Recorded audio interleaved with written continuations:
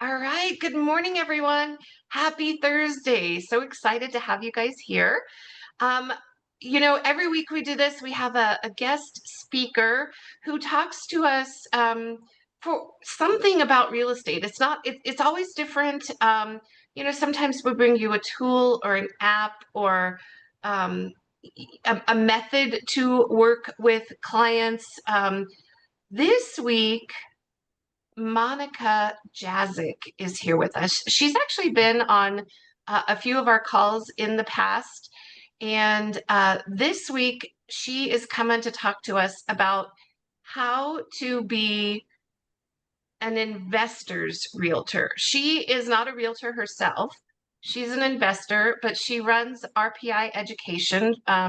It is all about investment education and becoming financially free through real estate investment.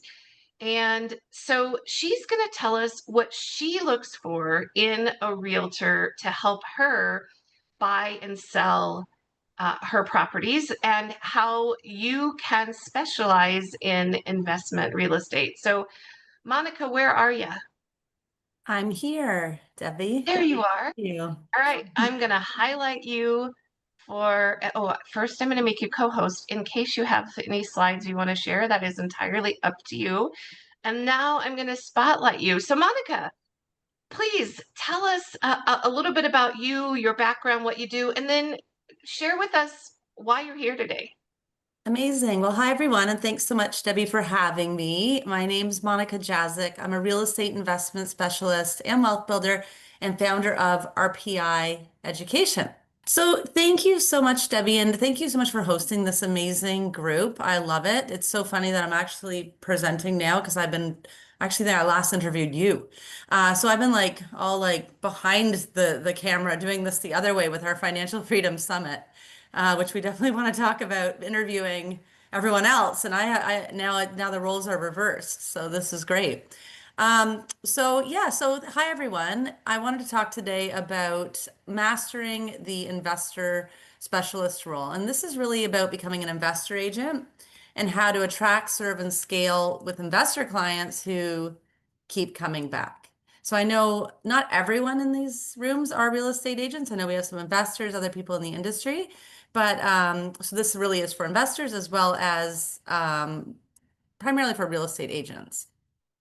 So my name's Monica Jazzik. I am a real estate investment specialist and wealth builder and founder of RPI, which I run with my husband, Vaughn. And I have been a full-time investor, a real estate investor for over 15 years. So Vaughn and I are parents of four wonderful yet expensive children. And my goal really when we started out, our oldest is now 21, was to be a stay-at-home mom. And so when I started out as a stay-at-home mom, I took finances, I put them to the forefront, and we were investing traditionally for years. And we thought we were doing everything right. And in 2008, when we had the global economic crisis and everything happened, all of our hard-earned savings disappeared, it felt like overnight. And we realized we had to start investing differently. And that's when we started investing in real estate. So we invest in real estate primarily to build wealth. And RPI Education is a consulting, coaching, education community that helps guide other people build real estate. So being a full-time investor for over 15 years, I have worked with many agents, and I have relationships that are, decades old with these agents. And the agents that we work with, I value these professionals so much, but they're not end user real estate agents, they are investment agents. And without our amazing investment agents, and us working with them throughout the year, we built a partnership where we grew together. And so together, what we did is, and I'll be talking about this a lot in the presentation, is we built something called a real estate investment model. So like many of you, they start off as end user agents, and we met very early on in our relationship and grew together.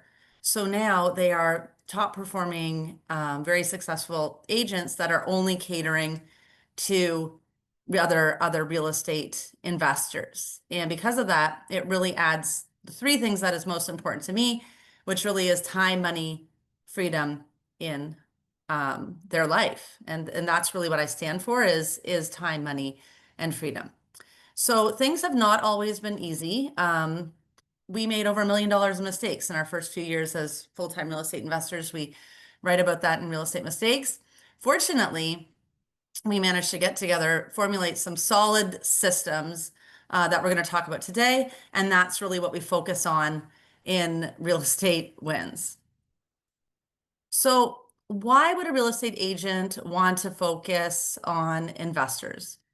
So, investors can offer you repeat clients and higher transaction volume.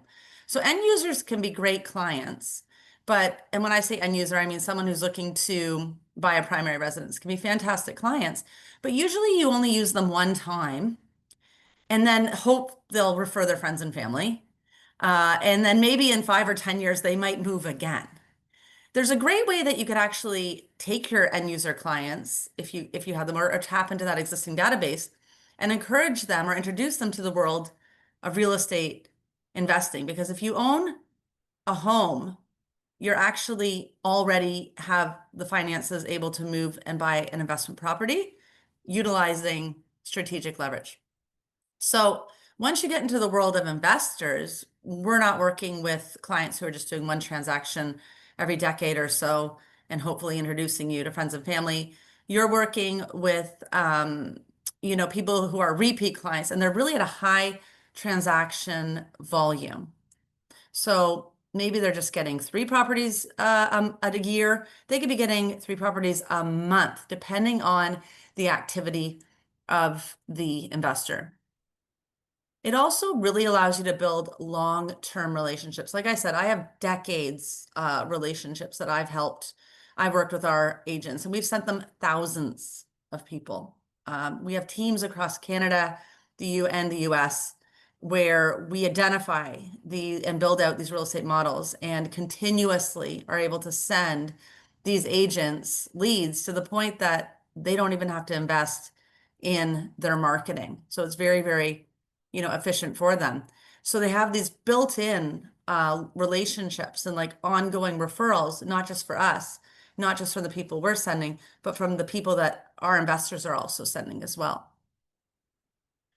It really allows you to expand into scalable models. So once you kind of start establishing your investor model and growing your real estate investing business, you're able to actually scale that business and to create other residual streams of income that really can help you create passive income in your life.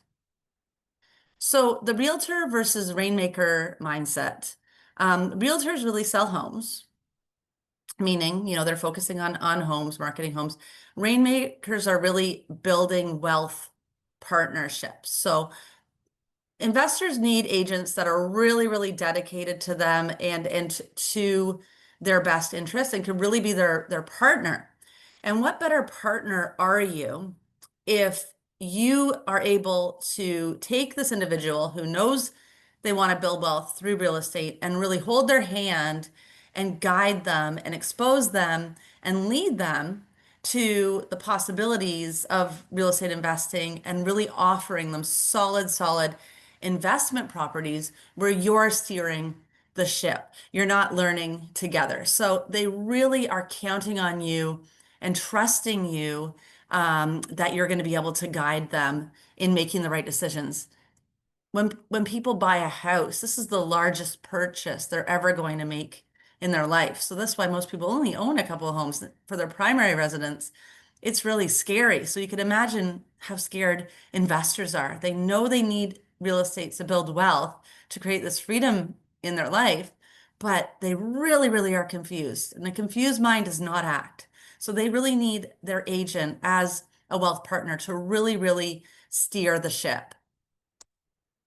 The first thing you have to do really is to attract investor clients. And the best way to do it is to position yourself as an investment expert. And we're really going to get into that and show you how to build out these investment models. But to be an expert, when you're an expert, your job as an expert is to do something very, very difficult, but make it look really, really easy. That's always what an expert does. So before you start advising others on investing in real estate, you're going to have to learn about investing in real estate. And ideally, you actually are already building your own real estate model. And I'm hoping that most people in this room, as realtors, we see the value of real estate. We also see the value of having real estate in our portfolio to build wealth. So you want to position yourself as an investment expert. I usually introduce my agents as investment agents, not real estate agents. And I always have a following tagline that says they live in the area, they work in the area, and they invest in the area. This really shows that when they go into their community and put themselves amongst the people as an expert, that they understand the area and the investment and they understand the struggles that the people in their community are dealing with. The second thing is focus on one market and become an expert in that market. And I know this terrifies people, but I know a lot of real estate agents, and so many real estate agents are doing so many different things in so many different markets, serving everyone. If you do everything for everyone, you guys are going to end up doing nothing. So the key to success really is to be a laser focused investment agent. So this means saying no to a lot of things. This means saying no to submarkets in your market. This means saying no to maybe possibly end user clients. I usually do the 80-20 rule. If you really want to be an investor agent, 80% of your business should be for investors, 20 can be for end users if that comes along or if that happens.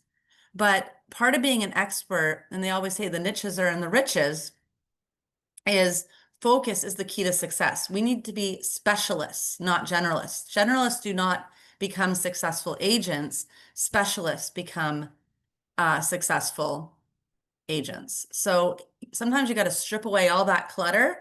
Otherwise, you're always on the phone. You're always running around to different markets, to different areas outside of your area and serving clients with whatever they want. It's very scattered. And there's a different way that we could really conduct our business with less hours for you to achieve more success.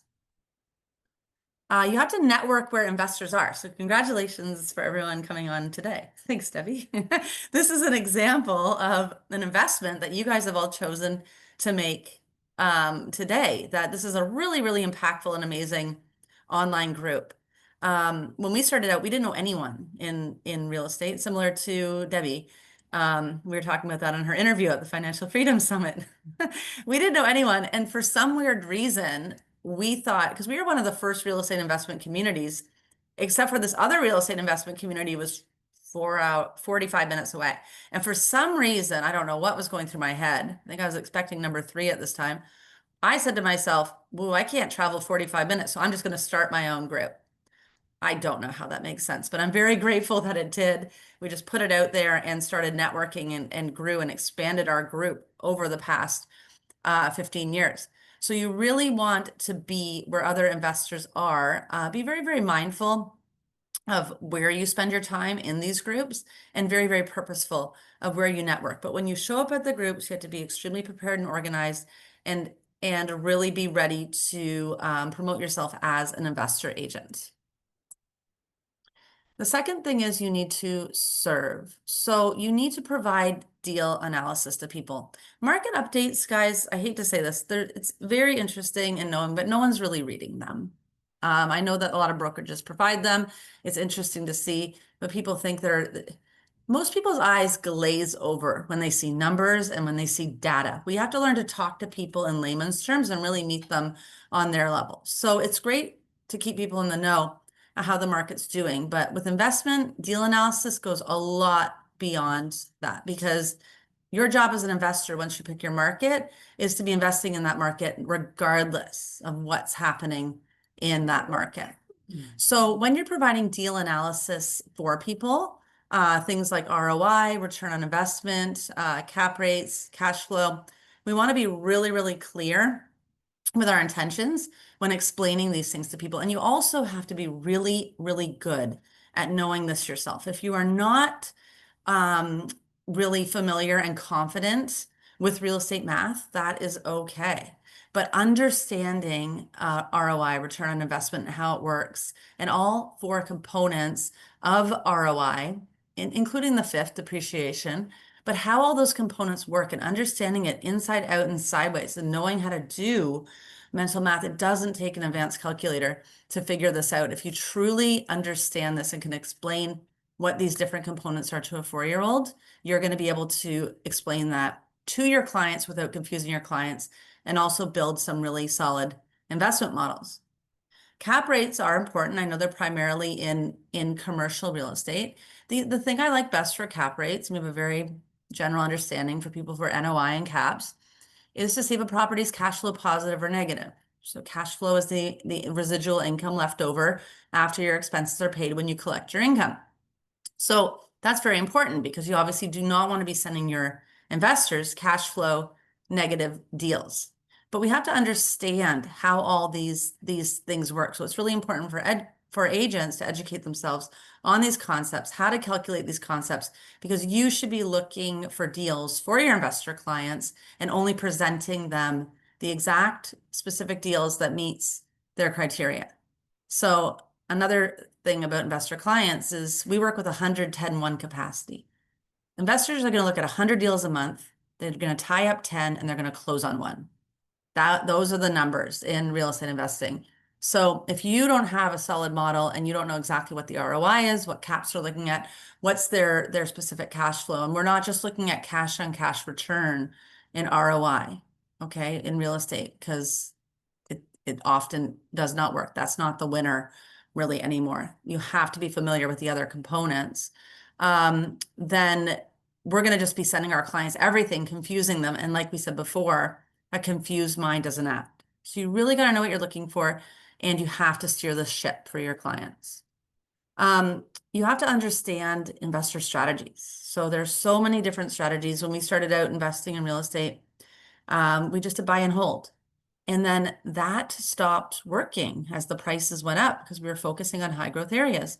So we had to switch our models to like duplex conversion models.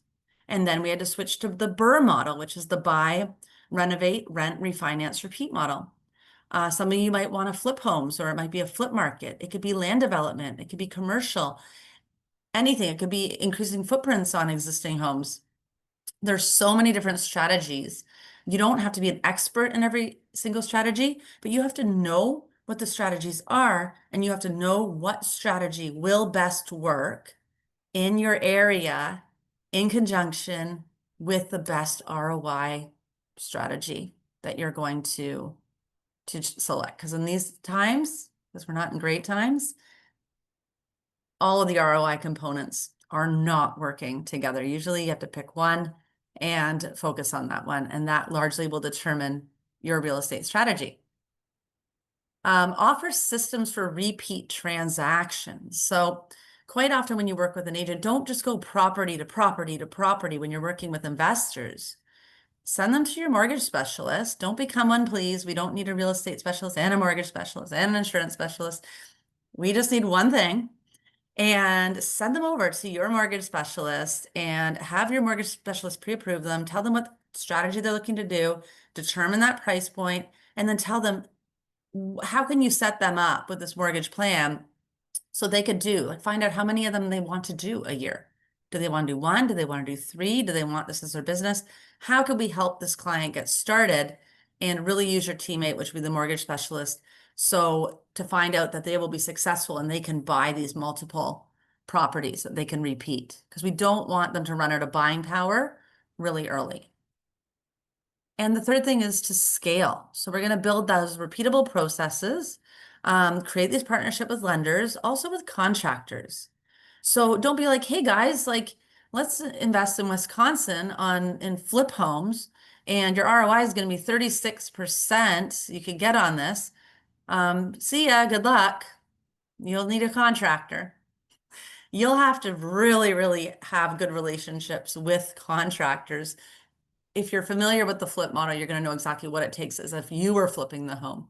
And you have to build these relationships with people. People could always use their own people. That is totally fine. We can't force people what to do, but we really want to learn these models ourselves.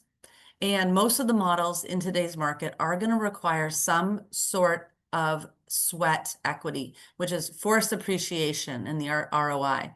So forced appreciation normally includes, beautifying these properties and needing contractors.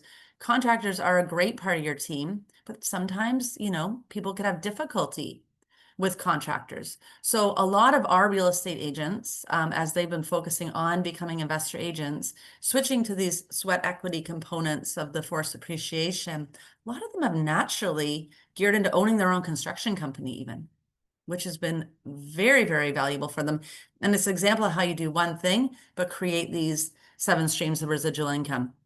But starting out, you just want to align your trades, align the contractors, really be involved. So you're able to once again hand over a turnkey solution to your investor clients, especially the ones that are very new in this and are not doing this full time yet.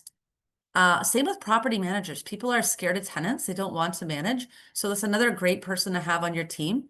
So at RPI Education, each one of our chapters, we have 10 experts, all 3 different chapters in Canada and the US. And it really is your one-stop shop. So when clients come in and come through and say, I want to invest in real estate, you can introduce them to everyone and solve all these problems for them. And this is the relationships that our real estate agents are always encouraged to form as well. Lastly, you can actually leverage referrals within these investor networks. If you live in Houston, Texas, and someone wants to buy property in Dallas, you're much better off to just do a co-broker fee with someone in Dallas and just do that. It's a lot faster. It saves you a lot of time. It saves you a lot of money. And focus on your area. Be laser focused. Start building co-brokers, referral networks with others. And depending on what you're allowed to do, you can get referrals from mortgage specialists. You can get referrals from accountants. You can get referrals from all sorts of things. And I think, Deb, we were talking a lot about that in the Financial Freedom Summit, how referrals are a very, very easy way to actually create residual streams of income. And everyone in this field really deserves to get paid when you make these excellent connections and excellent referrals. So it really is just part of good business practice, as long as you're dealing with really good people and making excellent referrals. So from agent to advisor, you're not just an agent anymore. You guys are like a trusted advisor at this point. You're helping investors plan multi-property portfolios because we don't want them to just do one, do it wrong, burn out and say, I hate real estate. I'm never doing this again. We want them to be successful. We want to add value beyond the transactions. We want to really develop these long relationships with people and become indispensable. I hate it when people say, who needs real estate agents? No one needs them. AI can replace real estate, Zillow, all this stuff. That is awful. I could not be where I am today if it was not for our amazing investment agents. From realtor to rainmaker, investors don't need agents, they just need partners. Position yourself as their go-to advisor, scale your business by scaling their portfolios, and then build lasting wealth together. You guys should all be, even some of these people might even become your joint venture partners, which is also super exciting. So you'll find yourself not even just working with your clients, but also becoming partners and friends with your clients. So your next steps really is to learn how to build your real estate investment model. And this is what my husband and I do. We spend our days figuring out what markets are great to invest in, how do they have great fundamentals, and what we should do in those specific markets. So when you're building a real estate investment model, the first thing you do is pick an area.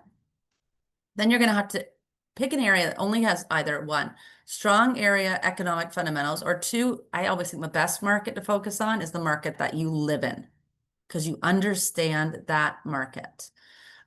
We invest in all sorts of markets at this point, but we build the same model for each market to see what works with that market. So investors, you're going to have to pick an area based on performance proximity. Real estate agents, you might be best picking a market that really is close to you and only that you're able to only focus on that one market.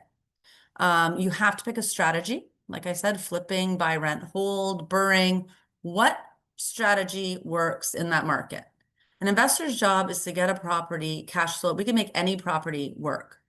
Any property that you bring to me, I can make that work according to some sort of strategy, but it's not going to be all the same strategy. And that's your job as an investor, is to learn how to make a property cash flow positive or negative. Then you got to pick a price point.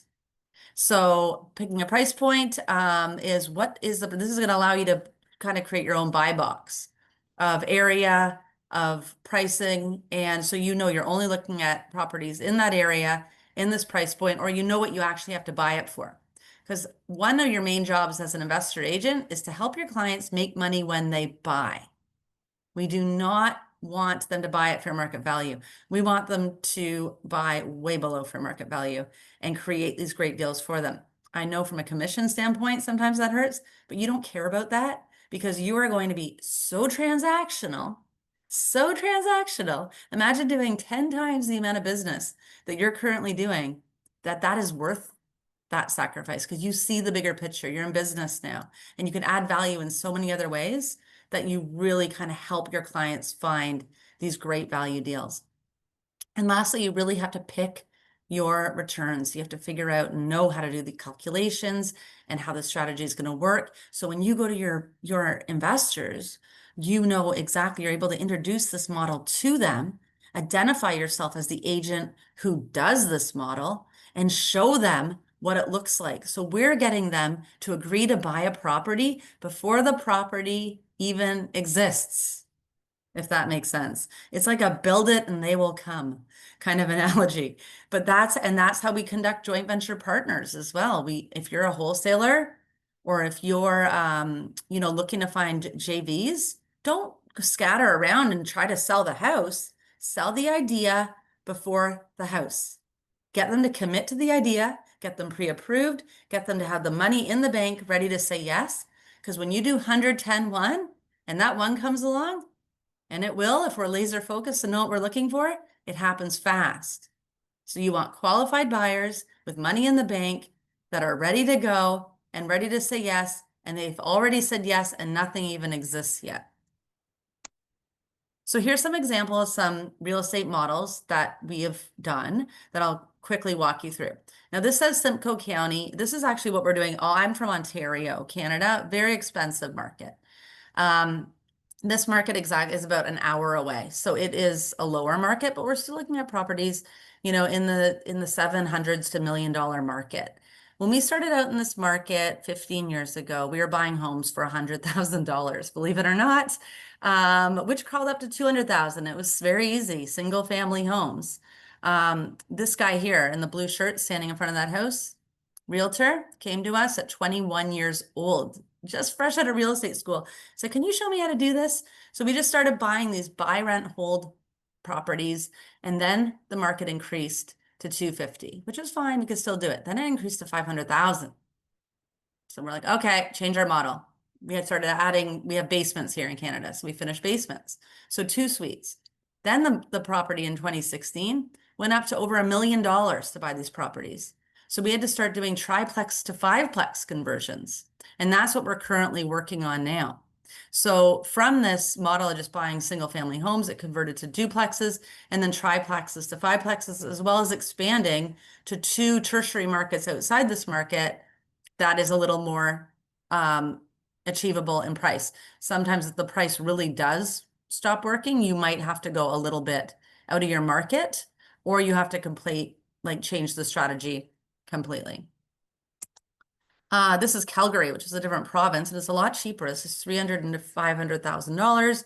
You could flip homes there. 500 to 7. See that house on the right, the bungalow? My favorite thing to do with these properties, it's just one house, is to take that house. You see there's like a window, window, window, window. I'm just like, yeah, 4 units. Cut that baby in half. Get separate entrances to those basements. We have 4 units. And I'm going to convert this to a $1.4 million property. That's how fast things can work in these markets and with these models. And this is a lot cheaper area. In the US, we actually did a big development project in Ocala, Florida. And so we have a great team in Ocala, and 2 years ago, Ocala was actually, I know Florida is going through things now, but Ocala, I think it was a year and a half, 2 years ago, was named the number one place to invest in all of the US, which was really exciting for us because we did this a long time ago. Um, so we were able to identify this market with our team of experts, and this beautiful woman in the yellow dress is our Florida investment agent, Tiffany Laughlin. She's incredible.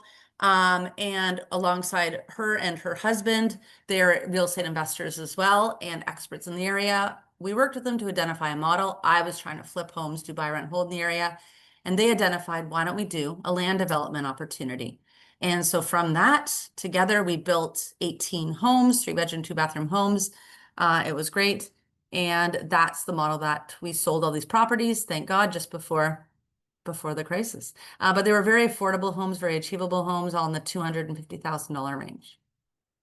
New Braunfels, Texas, before the flood. And no, this was not affected in the most recent flood. Thank you, Lord. Um, but here's another area I absolutely love is Texas. And the New Braunfels area is very, very interesting. We have a great team in Texas, in a few different areas in Texas.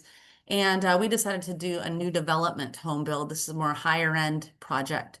So once again, the development opportunity that we identified in this area was land development and built these homes, and then also we're on to do another project, 3 lots up, which is a larger development project.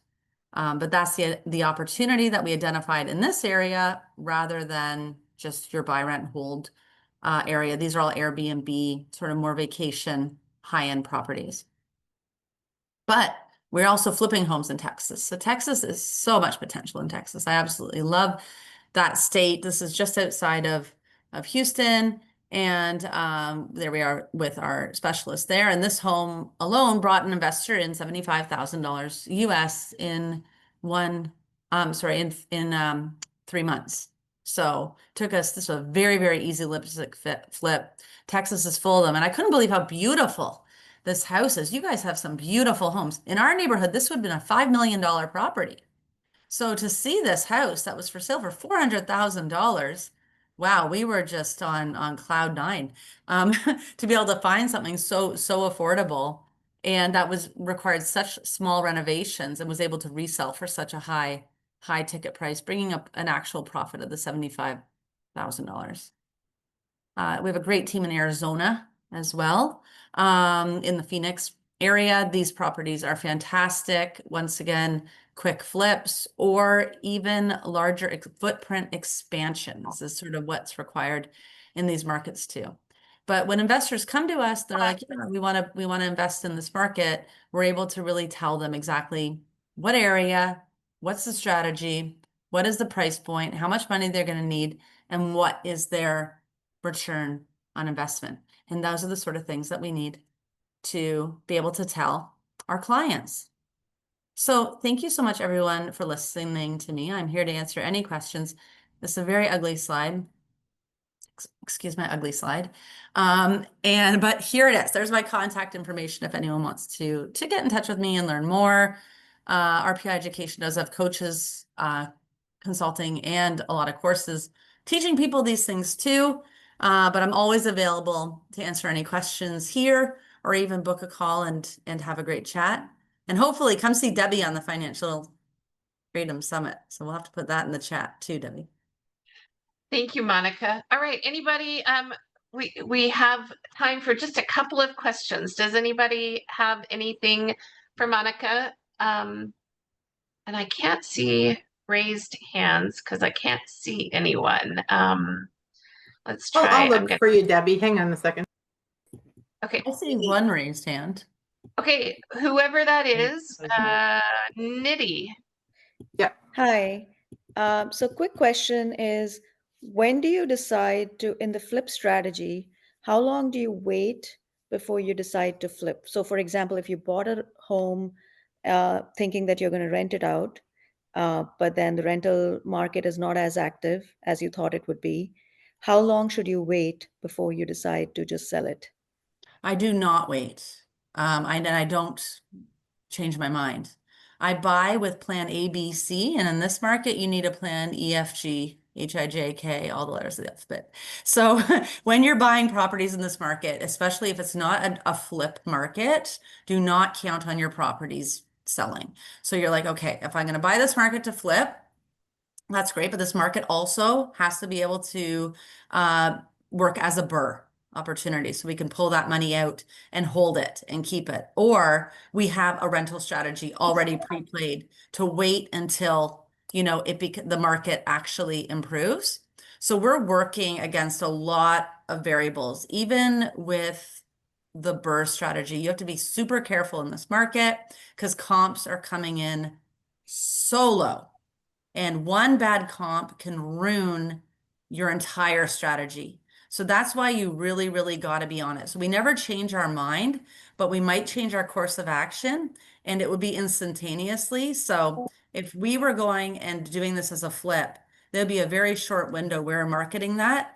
And then we have to pay attention. If you're not getting the bites and the interest that you need to switch into plan B as soon as possible. And also, don't ever leave your investors in a bad spot. If they're not experienced investors and they're counting on you agents to really help them, make sure they have a HELOC or like a line of credit or a contingency fund to sit for 6 months.